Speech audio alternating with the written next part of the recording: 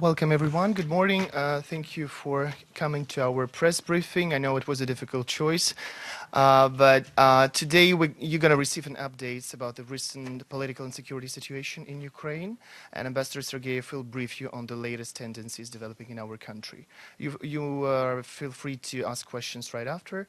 Thank you, and I'll give the floor to Ambassador Sergeyev. Thank you for coming this morning. I know how tough your schedule is. Other of your colleagues will join us later, or we'll see through the web. So I have 2 points to raise. The plan of peaceful settlement of the situation in the eastern part of Ukraine.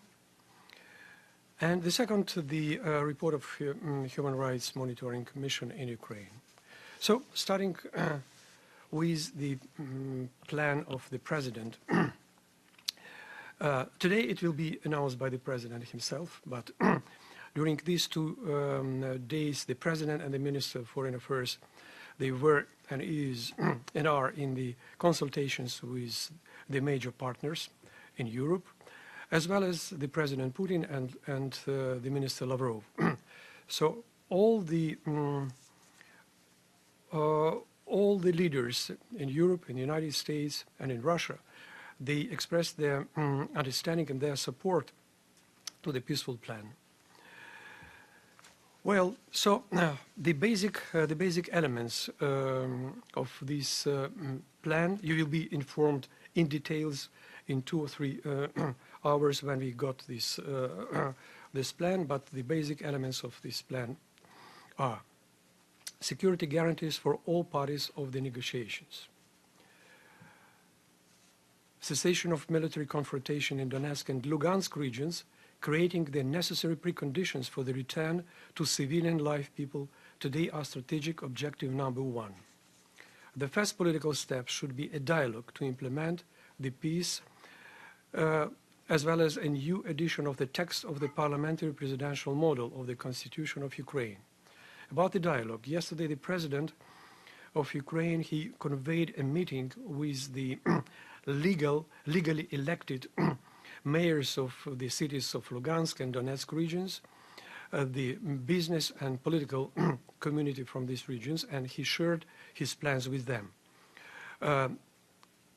The relevant draft amendments of the basic law will be directed to the Venice Commission as well. The president stated, our goal is not war, our goal is peace. The key element.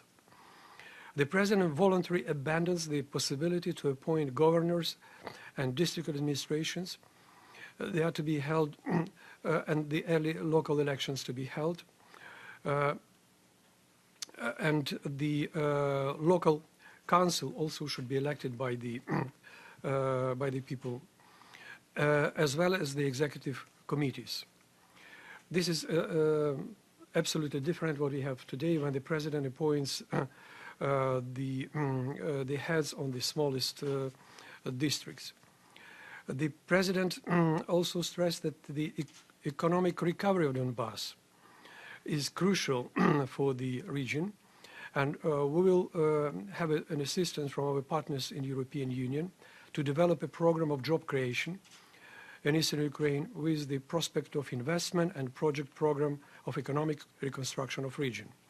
The president also believes that state taxes must remain at disposal of the local authorities, so it is also very important.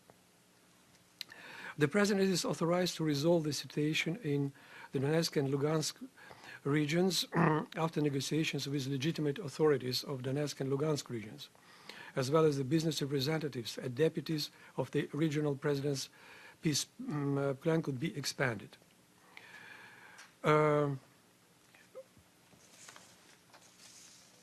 Now, the basic principle of this plan also are release of hostages, creation of 10-kilometer buffer zone at the Ukrainian-Russian state border, withdrawal of illegal armed groups. We are guaranteeing the corridor for mercenaries to leave Ukraine, disarmament of all groupings in eastern Ukraine. release of seized administrative buildings in Donetsk and Lugansk regions, resumption of the central TV and radio broadcasting in Donetsk and Lugansk. As I told, the decentralization of power is very crucial for that, and early local and parliamentary elections.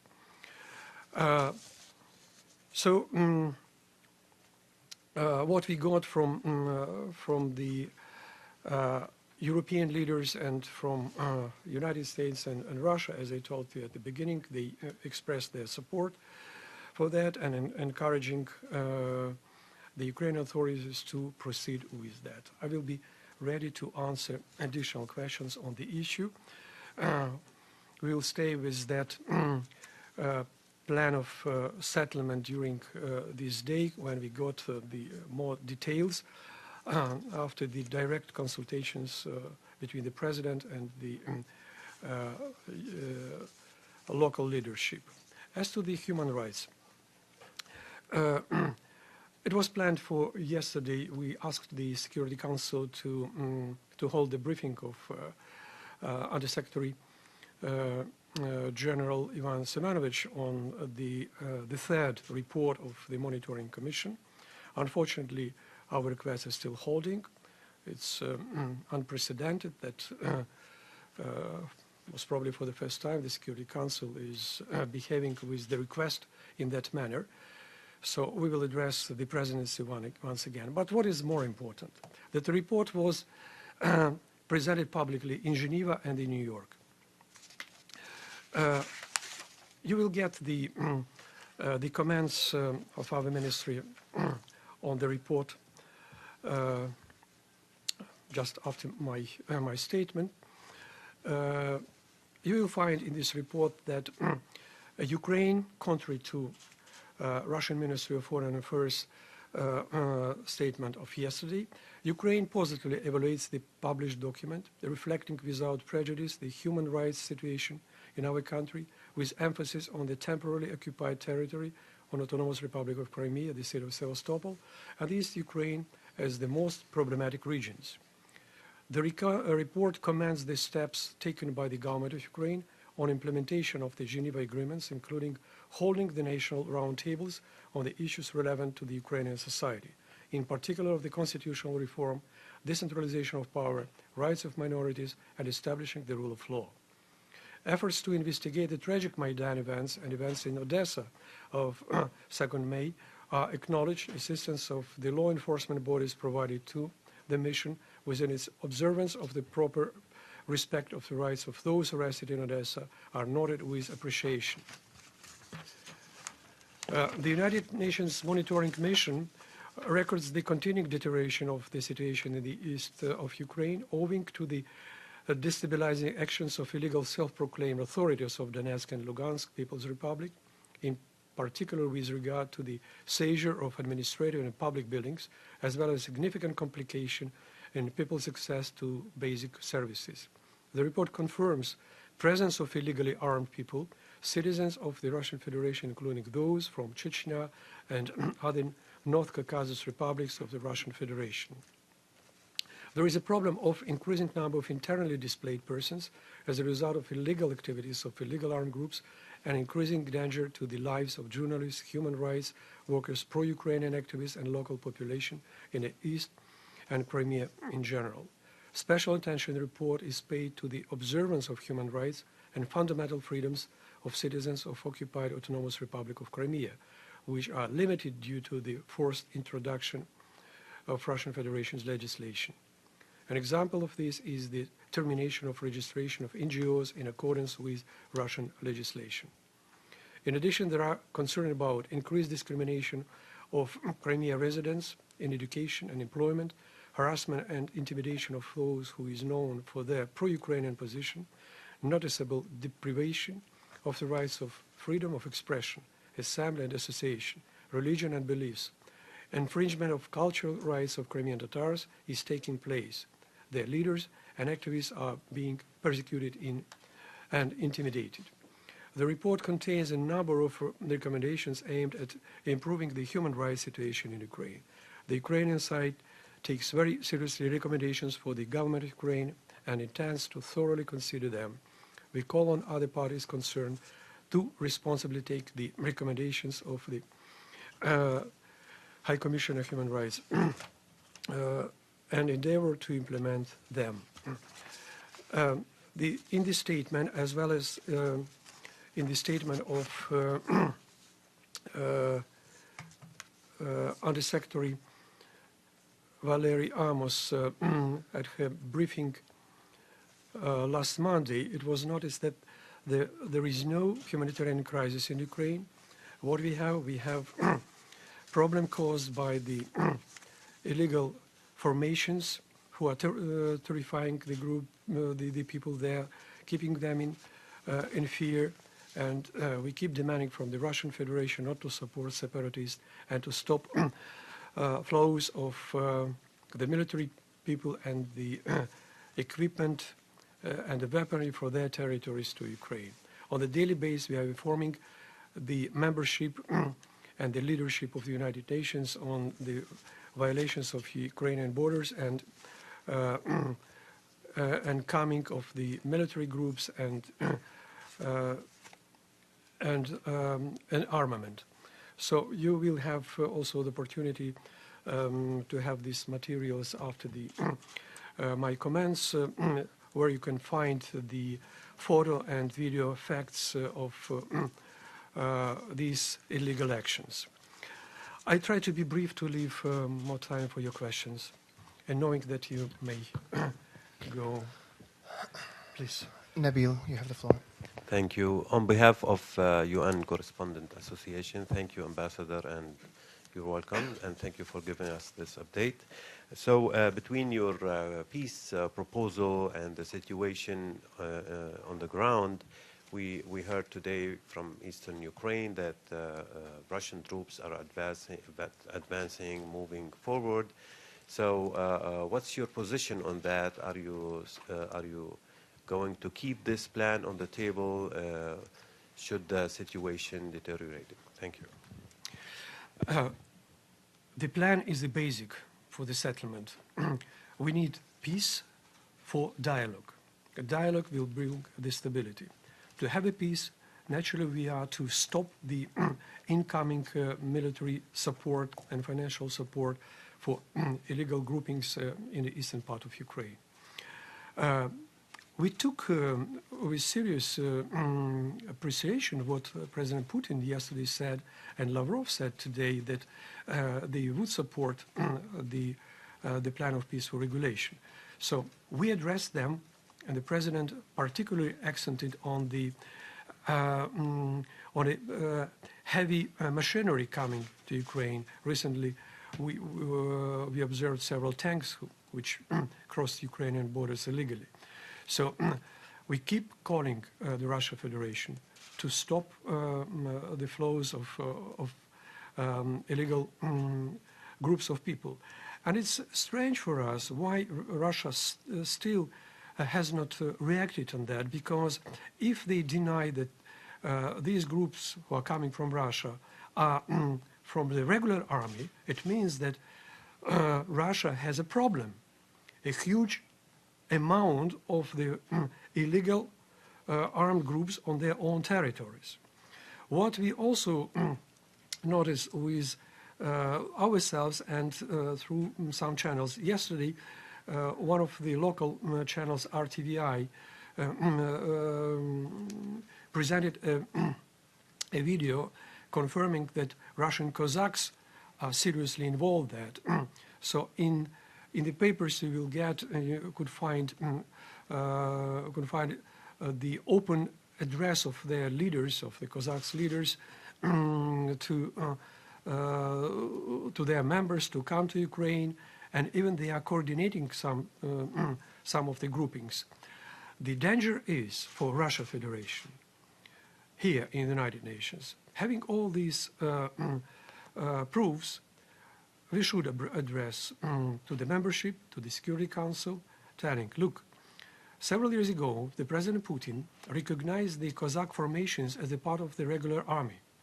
So if the Cossacks groups are taking part in the military operations in Ukraine, it is direct involvement of the Russian military forces. It brings Russia to the situation when it becomes a part of a dispute. Look at the Article 27 of the UN Charter. What does it mean? So, but now having all these evidences in our hands, we will proceed with that. And using this press conference, we are again addressing the Russian Federation to explain what's going on.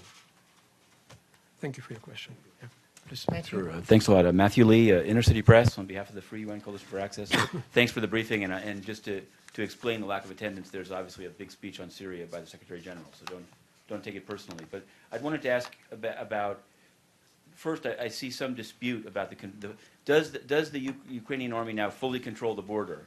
And two, there are also some reporting on shelling near Sloviansk that actually, has killed civilians. And I just wanted to know, things do happen in the course of war, but are any of these reports, do you take them? Do you acknowledge that they happen?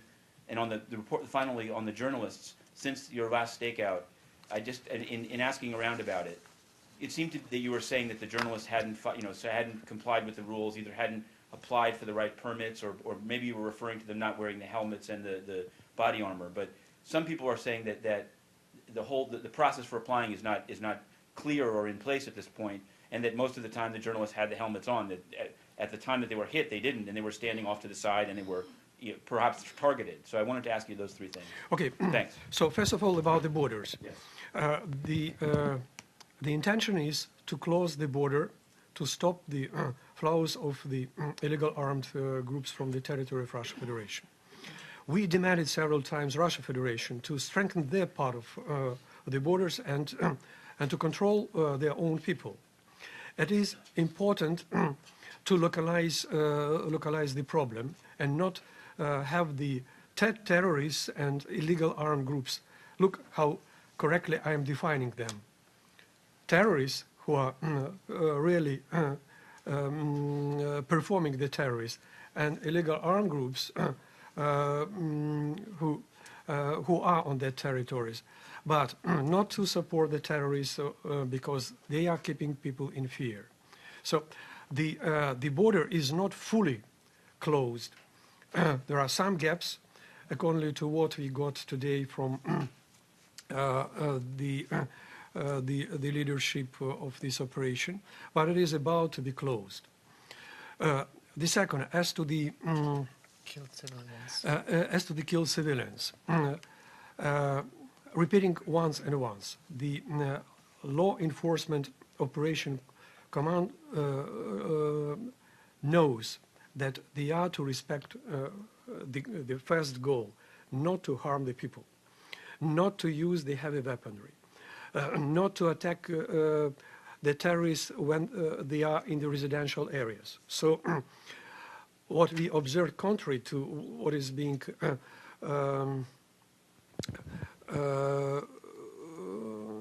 put on the Ukrainian side, that the illegal groups, they are using the Grad equipment, just fighting the civilians, and then to put it on as a responsibility of the Ukrainian army.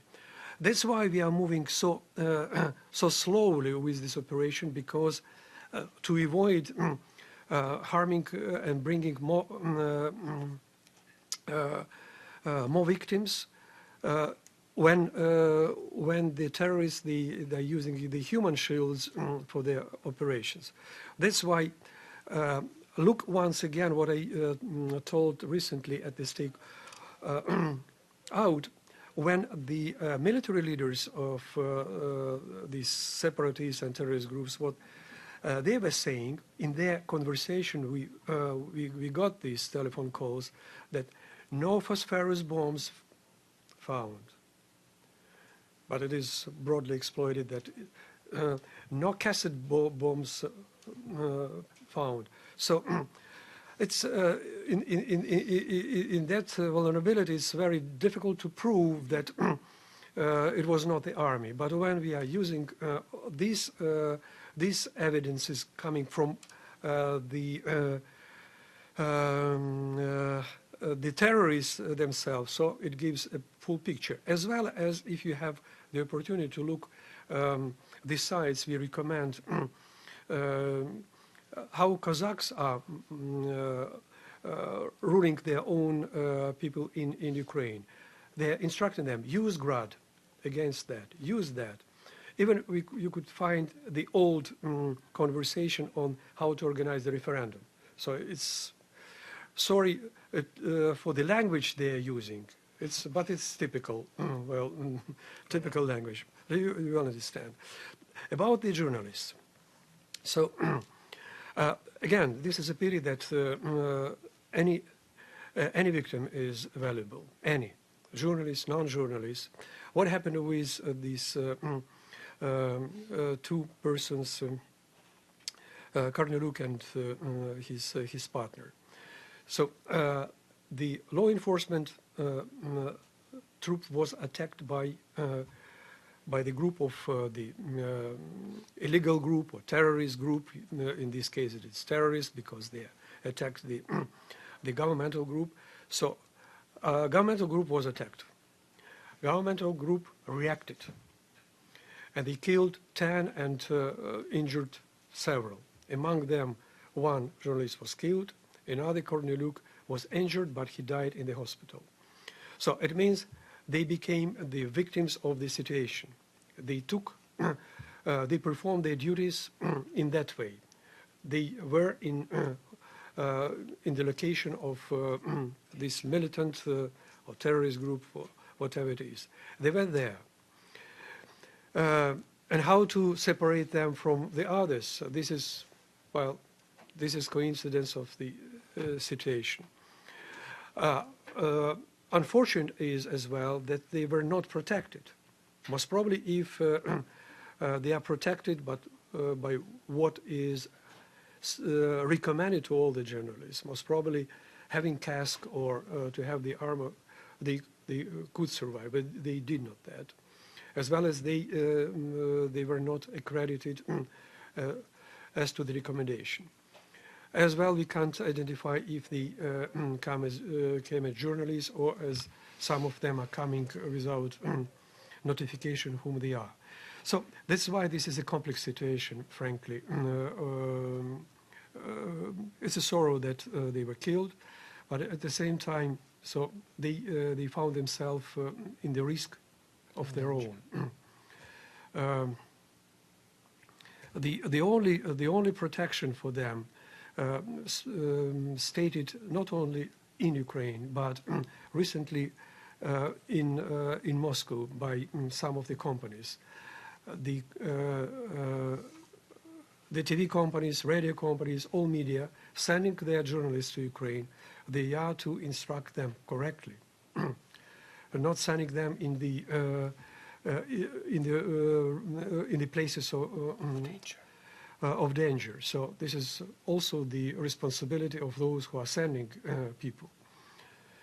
So I don't know what to add more for that. Can I just ask one quick follow-up? Yeah. It's a very specific one. And it has to do with, and again, I don't know if you'll know this, but maybe you can get back to it. There's a report, and I'm not saying that it's true or not, but that, and it's a particular, very specific report of a 5-year-old boy named Arseny Danchenko in a suburb of Sloviansk called Golubovka. And again, I'm asking you this, and it says basically that the army was shelling the town. He was in a cellar, and when he came out, he got hit. And so I mean, that's why I prefaced it by saying things can happen. But do you believe that this did happen? So this is the case where we know the answer. Mm-hmm. So Igor has just reminded me, because this was explained. Mm-hmm. It's a fake. Okay. It's a fake. It's a fake. The message was cooked by Russian media, and so it was just to put in a difficult situation both Ukrainian media and to put the Ukrainian armed group in that kind of situation. So it was. So you're saying this kid never existed, or the kid didn't die, or it was not. Yeah. If you permit, Ambassador, I will make a comment. Please.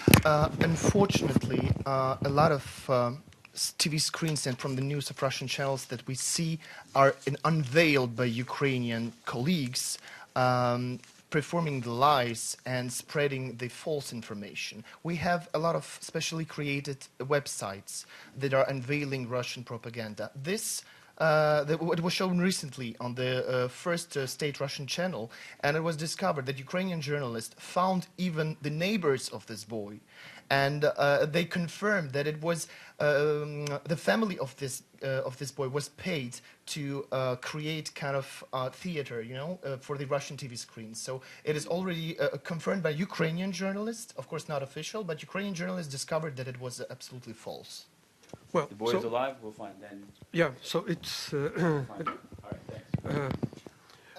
thanks. Take this statement as mine. Well, so as well as about the journalist from Zvezda, you asked me last time. So in these papers you could find a photo fact when they apologized before all the Ukrainian nation for the information they sent, they demanded to send. So it gives the perception that not all of them, they are performing in Ukraine in a fair, transparent way. Listen, Baltic and then you, Press, sorry. yeah. And Yes. George, after you, after. Okay, Ann Charles, Baltic Review.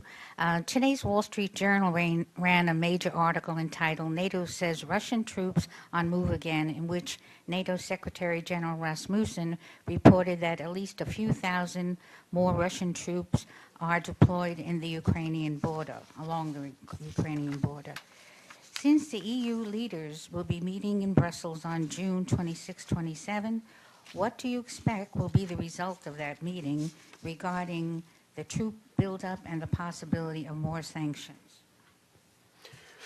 So the sanctions is not Ukrainian business, but what we know from the statements of the world leaders that they warned Russia about new sanctions if the plan of peaceful settlement of the situation in Ukraine presented by Ukrainian government and the president is not supported by Russia or blocked, so sanctions will come, as well as the address of some of the leaders of the European Union and the United States as to the continuous military support of the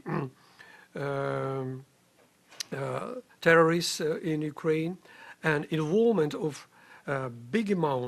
huge amount of the Russian citizens in that deal, including those who are leading these groupings in Ukraine they are of the Russian origin. So this is what we have in our hands, and we will systemize it and we will present here in the United Nations, but still we are demanding from Russia to respect their obligations under the Geneva agreements, to respect the recent statements and to stop the flows, to recall all their citizens from Ukraine, and to do something with these citizens who are representing the organized armed groups, what they are doing in Ukraine, in Russia as well. So their leaders, the Cossack leaders, one of them is Vodolatsky or something like that.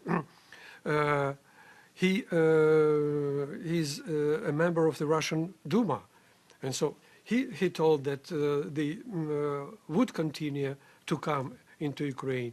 They had more than several dozen of thousands of people who are ready to come to Ukraine and to help brothers. Well, brothers don't ask them to come in.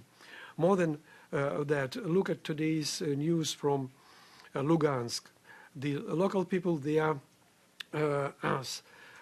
disseminating their leaflets demanding the terrorists to leave the city and to leave the country.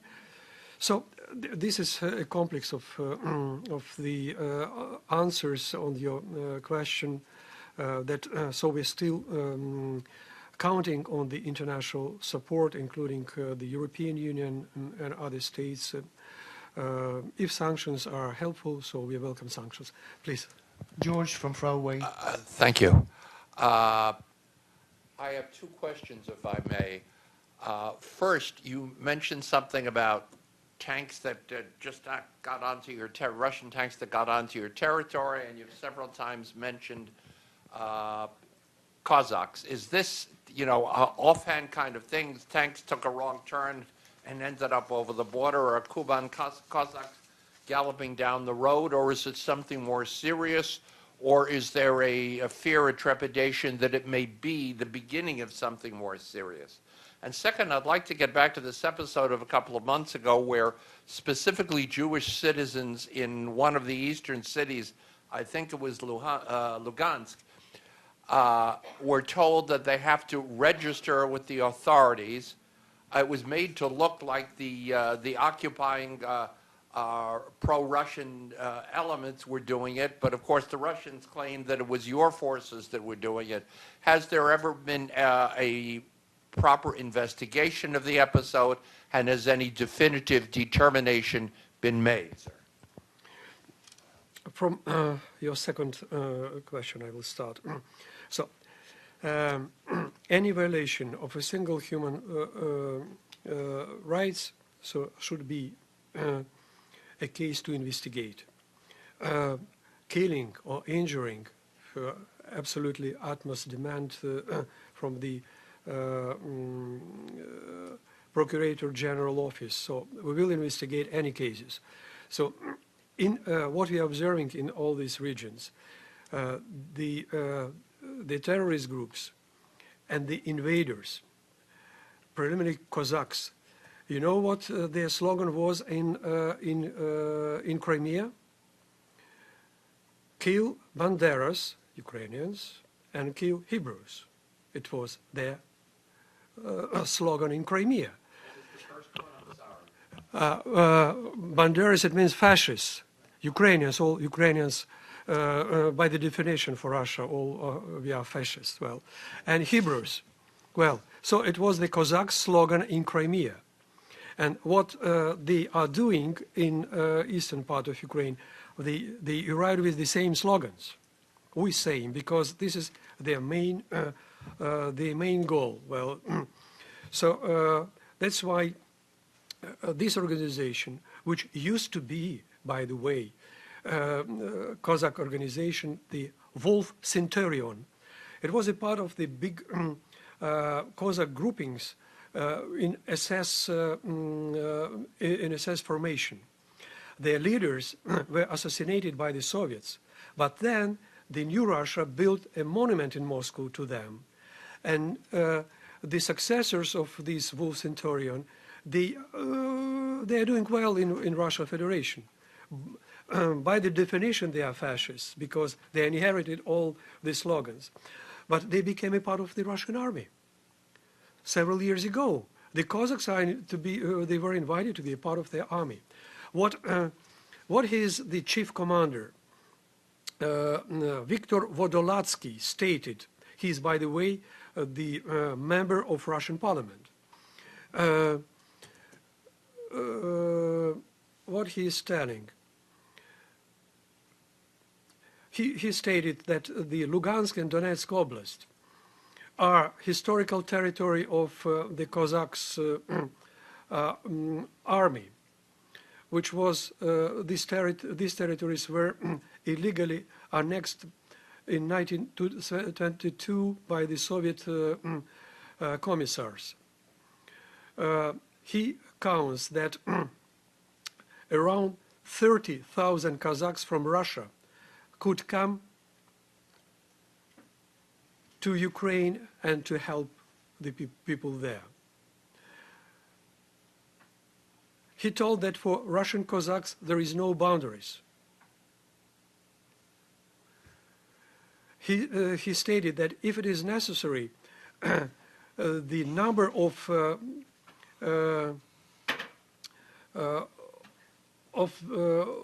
the Cossacks could raise up to the 100,000. So this is direct threat from the leader of the Cossacks, whose troops are already in Ukraine. They are not denying that. More than that, we have the pictures. Well, the leaders of this Cossack group in Ukraine, so they are performing. Even one of them was published on the first page of New York Times several weeks ago. So this is where we are. That's why we are demanding from Russia Federation to cope with that problem, because it's not only our problem, it's their problem. What these Cossacks are doing, armed groups for crossing the borders when they want, where they want. And the Russian border guards, they give them corridors to come in and come out. So, unfortunately, this is the very dangerous situation. So, and this is what we observed in Crimea. Cossacks were among paramilitary groupings. Cossacks were among those who the Russian leadership did not recognize as the regular army. But I remind you that several years ago, by the decree of the President of Russian Federation, Cossacks became a part of Russian army. Thank you. Is there any more questions to the ambassador? If not, I will give the floor to Ukrainian television, and ambassador will probably respond in Ukrainian. Okay. Andrew, you have the Andrew floor. Vasilyev, Ukrainian channel 1+1. Thank you, Ambassador, for this update. And what can you say about the reaction of members of the Security Council on this plan? We started this. We started to acknowledge the members of the Security Council and the broader membership with this plan since yesterday. So we have positive reactions from all the colleagues from the European Union, from other countries. The members of the Security Council who were acknowledged with this plan, they are very supportive. We count on the rest of the members, including Russian Federation, because Lavrov today sounded in favor of this plan and their readiness to support this plan. President Putin yesterday told about his appreciation of this plan of support to the President Poroshenko. So we expect that at least no rejection of this plan could happen in the Security Council. This is where we are. Okay, thank you everyone. If there is no question, thank you all for coming and attending our press conference. Okay.